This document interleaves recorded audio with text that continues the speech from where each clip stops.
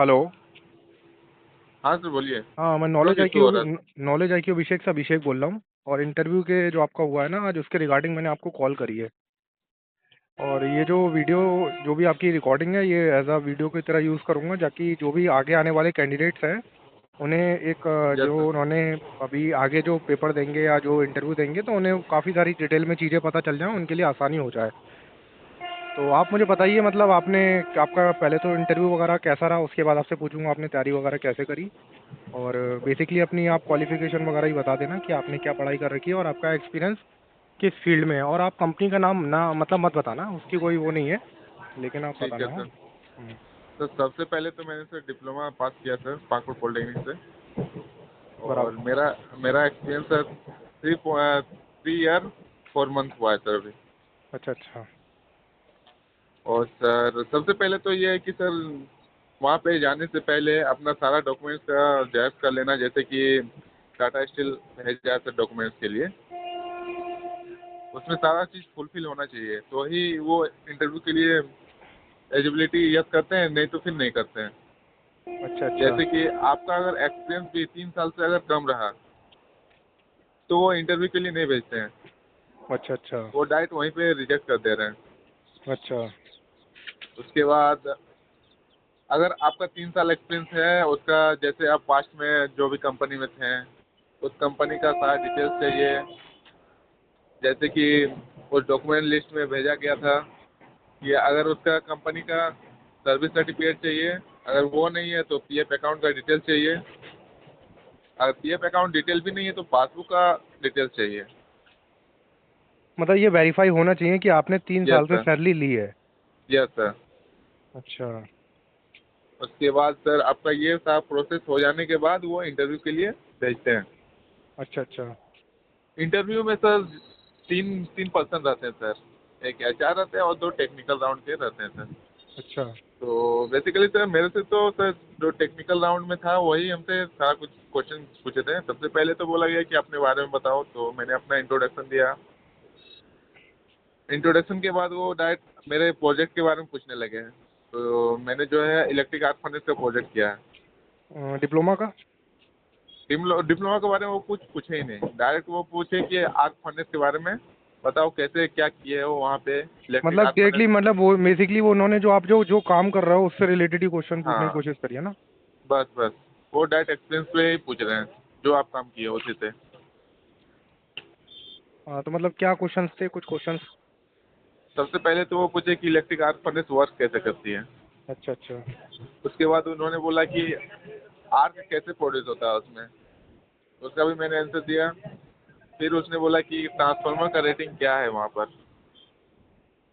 उसके बाद ट्रांसफार्मर का रेटिंग बताने के बाद फिर उन्होंने बोले कि ठीक है, तो वहाँ का डिस्ट्रीब्यूशन सिस्टम बताओ, कैसे आ रहा है तुम्हारे पास पावर, मतलब फर्नेस तक, ये बताओ। तो उसको मैं पूरा सिंगल लाइन डायग्राम के थ्रू उनको बता दिया।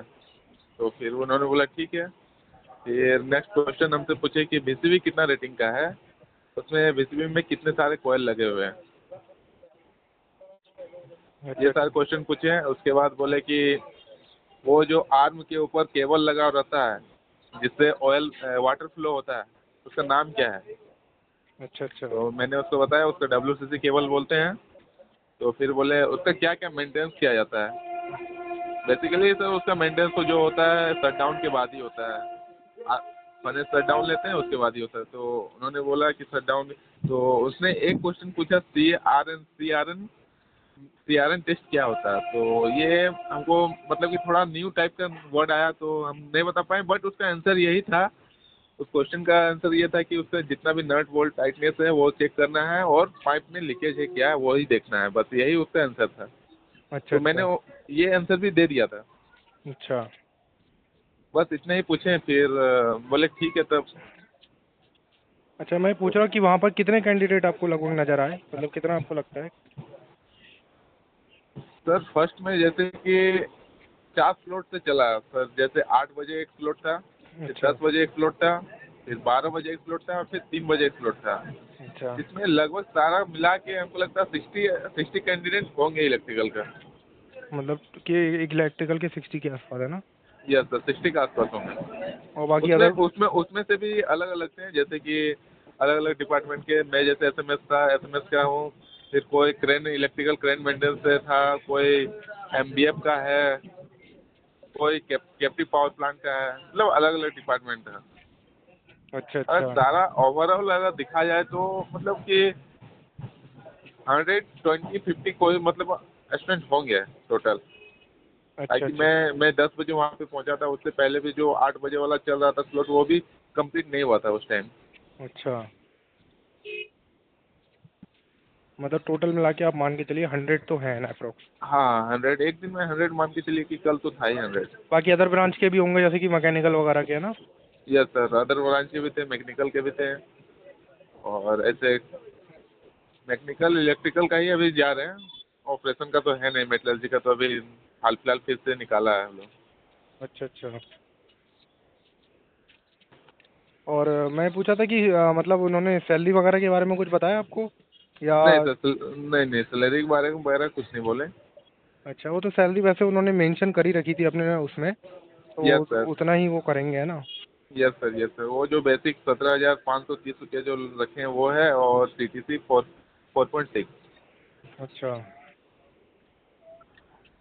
और आप ये बताइए जैसे कि आप अभी कंपनी में जॉब कर रहे होंगे फिलहाल यस में भी, सर, तो यस सर। जॉब के साथ तैयारी करने में मतलब कैसा, मतलब कैसे आपने तैयारी करी, ताकि बताइए कि जॉब के साथ कुछ कैंडिडेट तैयारी नहीं कर पाते। तो जॉब के साथ तैयारी करने के लिए सर आपको टाइम निकालना पड़ेगा सर इसके लिए। बेसिकली मतलब कि जैसे 8 घंटे का ड्यूटी है, तो इसमें ए बी सी शिफ्ट रहता है। तो हर शिफ्ट के आने के बाद सर आपको नींद तो आएगी ज़रूर। फिर उसी बीच आपको खाना भी बनाना है, तो थोड़ा परेशानी होती है, लेकिन उसी बीच टाइम निकाल के 2-3 घंटे तो पढ़ लेते हैं सर। अच्छा, तो आपने मतलब कौन सी बुक्स को, आप इलेक्ट्रिकल से हैं तो मतलब आपने कौन सी बुक्स को फॉलो किया था? जेबी गुप्ता सर। JB गुप्ता की जो आती है इलेक्ट्रिकल की हैं? Yes sir. और भी मतलब कुछ डिप्लोमा वगैरह के नोट्स वगैरह से ही पढ़ाई करी थी? और ऐसे सर मैंने टेक्स्ट बुक से लिया हुआ सब्सक्रिप्शन, उससे मैं पढ़ता हूँ सर। मतलब उससे कोई क्वेश्चंस वगैरह प्रैक्टिस करने के लिए? यस सर, क्वेश्चंस वाला प्रैक्टिस और सारा मतलब कि एक बैच ही मेरा लिया हुआ है सर। अच्छा अच्छा।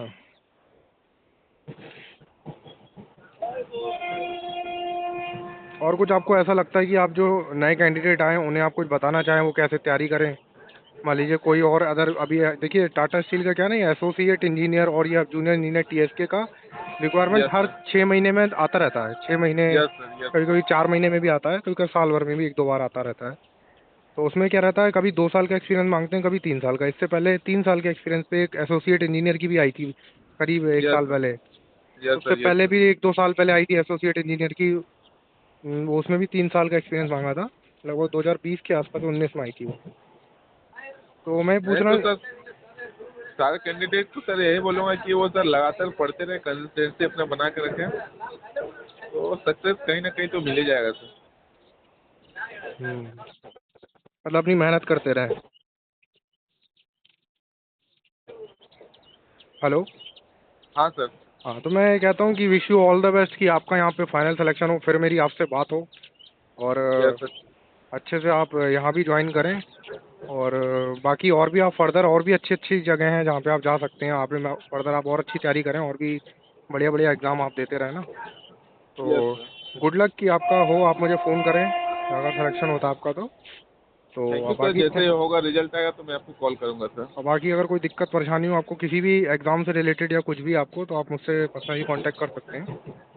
तो ओके सर। बाकी good luck for your result, है ना? चलिए आप, थैंक यू सर। ठीक है, ठीक है, ओके, थैंक यू, है ना? Thank you.